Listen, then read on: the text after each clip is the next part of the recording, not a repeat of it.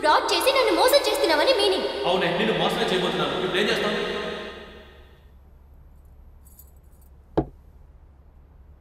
అరుణ్, ఏంటమ్మా? ఏంట్రా చూస్తున్నావు? ఏం లేదమ్మా. కాదు, ఏదో ఉంది. నీ చిన్నప్పటినుంచి నా దగ్గర ఏది దాచిందే లేదు. ఇవాళ దాస్తున్నావంటే ఖచ్చితంగా ఏదో ఉండే ఉంటుంది. ఇలా ఇవ్వరా? ఏం లేదమ్మా. ఇవ్వరా చూస్తాను. ఏం లేదని చెప్తున్నాను కదమ్మా. చూస్తాను. నా మాట వినమ్మా. ఏం లేదమ్మా. చెప్పేది వినమ్మా. అమ్మా ఏం లేదమ్మా. వినమ్మా. అమ్మా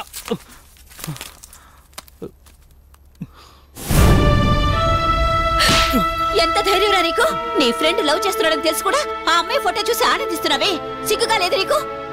అది కదమ్మా, నేను చెప్పేది ఒకసారి.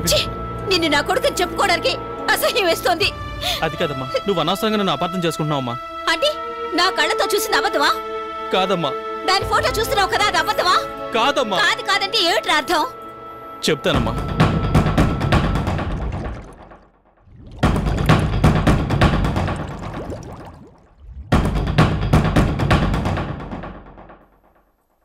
నిన్ను అపార్థం చేసుకున్నాను, నన్ను క్షమించరా. క్షమించడం ఏంటమ్మా? ఎంతైనా నా ఫ్రెండ్ కదా. అందుకు నేను గర్వపడుతున్నాను. మనసులో ఇంత బాధని పెట్టుకుని ఎలా తట్టుకోగలుగుతున్నావురా? నాకు బాధ ఎందుకమ్మా? మరి వాడు బేవర్స్గా తిరుగుతుంటే అందరూ వాడి నాన్న మాటలంటూ తట్టుకోలేక వాడిని మంచి పొజిషన్లో చూడాలని ఇలా చేశారమ్మా. కానీ ఇలా జరుగుతుంది అనుకోలేదు. దిగులు పడకురా, అంతా నువ్వు అనుకున్నట్టే జరుగుతుంది.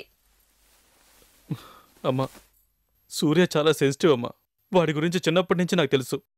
కేవలం ఒక అమ్మాయి ఇష్టపడిందని రాత్రనక పగలనక ఎంతో కష్టపడి చదివి యూనివర్సిటీ ఫస్ట్ వచ్చాడు. ఇప్పుడు ఇదంతా అబద్ధం అని తెలిస్తే వాడు తట్టుకోలేడమ్మా. ఒరే, బాధపడకురా. నువ్వందరికీ మంచి చేస్తావు, కాని అది వాళ్ళకి చెడుగా అనిపించచ్చు. దానికి నువ్వేం చేస్తావు బాబూ? అనవసరంగా ఆలోచించుకో, సరేనా? నేను బాగుండాలని ఈ నిర్ణయం తీసుకున్నారా మీరిద్దరూ? ఇది కూడా అర్థం చేసుకోలేకపోతే నేను మనిషినే కాదు. ఏం మనుషులరా మీరు? స్నేహం కోసం ప్రేమనే కాదనుకున్నావు నువ్వు. అదే స్నేహం కోసం ప్రేమనే వదులుకున్నావు నువ్వు.